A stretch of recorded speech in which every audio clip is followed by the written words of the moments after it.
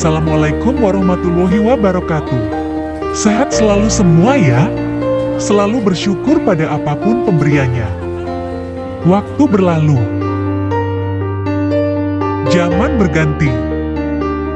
Semua berlalu perlahan seiring waktu, tapi bisa berganti seolah lebih cepat. 3, 2, Kita ikuti beberapa peluncuran roket di beberapa dasawarsa terakhir ini. Sudah ribuan kali.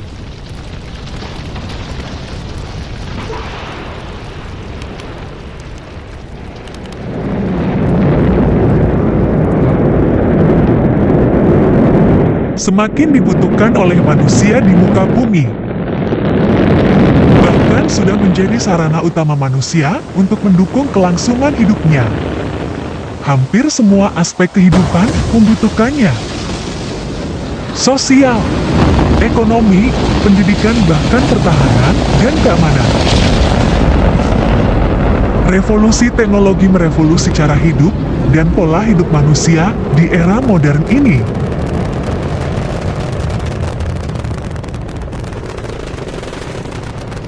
Era angkasa. Era luar angkasa sudah dimulai dan sedang berlangsung. Diawali saat berlangsung persaingan antara Uni Soviet berhadapan dengan Amerika Serikat di tahun 1950 hingga tahun 1960-an. Perang persaingan pengaruh di bidang politik dan ideologi tanpa letupan senjata, namun adu kemajuan teknologi, persenjataan, dan yang lainnya. Jangan-jangan hal tersebut masih berlangsung hingga saat ini.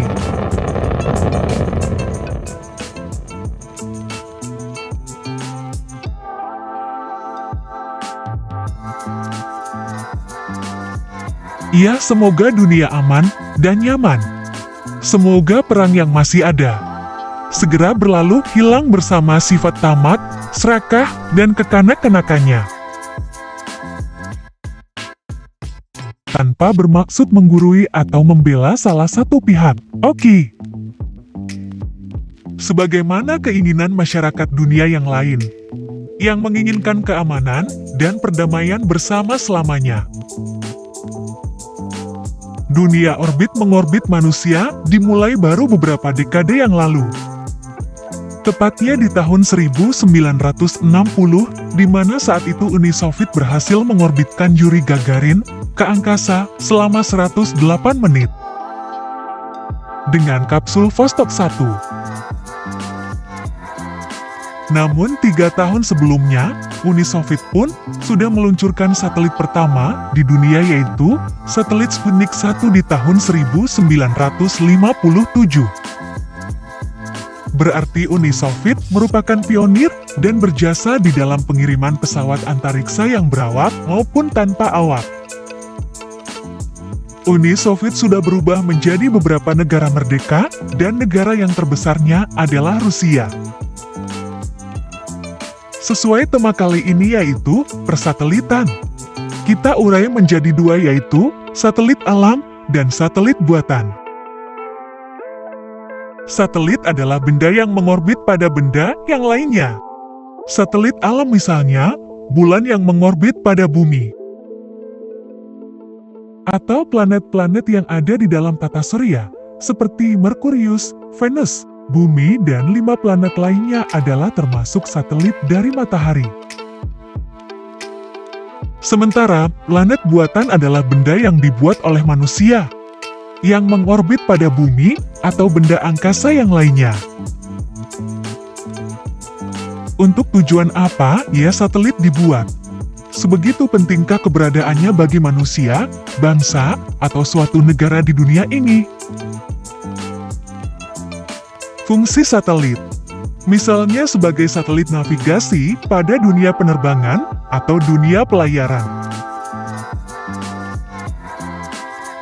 Sebagai satelit cuaca, satelit komunikasi, satelit astronomi, satelit geodesi maupun satelit pertahanan dan keamanan. Dengan adanya perkembangan teknologi persatelitan, telah membawa perubahan pada dunia dengan sangat cepat. Karena begitu besar manfaatnya, satelit komunikasi pertama kali dibuat oleh Amerika Serikat pada tahun 1964 dengan nama Synchrone 3 NASA. Sedangkan Indonesia baru mempunyainya pada tahun 1976 dengan nama Palapa A1. Jumlah satelit sampai dengan tahun 2021 sudah lebih dari 7.500 unit satelit yang sudah pernah diorbitkan. Namun, yang masih aktif hanya 3.000 unit, sesuai data United Nations Interspace Objects. Sedang negara pemilik satelit lebih dari 100 di tahun 2022 yaitu Amerika Serikat 1.308 unit, China 487 unit, dan Rusia 108 unit. Untuk menghindari terjadinya tabrakan antar satelit, maka orbit satelit diatur sesuai fungsi dan tujuan dibuat. Orbit satelit dibagi dalam 4 zona, yaitu ke-1, orbit rendah atau Low Earth Orbit disingkat LEO dengan ketinggian 300–1.500 km dari permukaan bumi. Zona orbit kedua, Medium Earth Orbit disingkat MEO dengan ketinggian 1.500 sampai dengan 6.000 km dari permukaan bumi. Ke-3 Geosynchron Orbit GEO dengan ketinggian di atas 36.000 km disebut juga High Earth Orbit HE. Sementara orbit geostasioner GEO pada ketinggian 35.756 km di atas permukaan bumi. Agar satelit tidak jatuh ke bumi, maka satelit harus mempunyai laju kecepatan tertentu di tiap zona orbit. Pada zona orbit MEO diperlukan laju kecepatan satelit 19.000 km per jam. Pada lower orbit dibutuhkan kecepatan 27.000 km per jam. Satelit juga membutuhkan bahan bakar untuk menjaga kestabilan orbitnya. Bahan bakarnya yaitu monomethylhydrazine MMH dan nitrogen tetraoksida N2O4 sebagai bahan pembakarnya.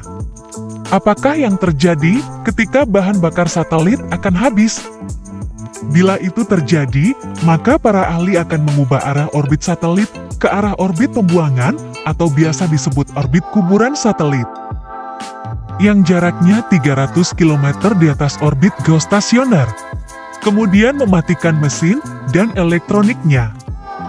Yang sangat penting pada penempatan orbit satelit adalah saat awal satelit hendak dilepaskan dari roket pembawanya, agar tidak jatuh tertarik oleh gravitasi bumi, yaitu diperlukan kecepatan 28.000 km per jam. Dan perlu diketahui, bila sebenarnya semua satelit itu pada dasarnya dalam posisi atau keadaan jatuh ke bumi. Ribet juga ya mengendalikan satelit itu. Belum lagi membuatnya tentu tidak mudah dan pengiriman satelit itu besar biayanya. Tapi suatu saat nanti, bangsa Indonesia pasti bisa. Yuk kita intip berapa biaya satelit itu. Satelit Hubble menelan dana sebesar 2,5 miliar USD atau 37,5 triliun rupiah. Satelit James Webb lebih-lebih lagi yaitu 9,5 miliar USD atau 145,5 triliun rupiah. Wih, keren bos!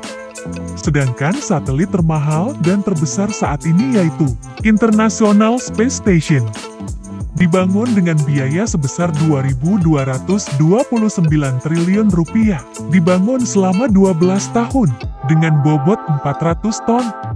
Demikian perihal satelit yang bisa saya sampaikan. Semoga ada manfaat dan menambah pengetahuan kita. Buat yang sudah subscribe, disampaikan terima kasih yang sebesar-besarnya. Yang belum subscribe, monggo ditekan subscribe-nya ya. Terima kasih telah bersama. Wassalamualaikum.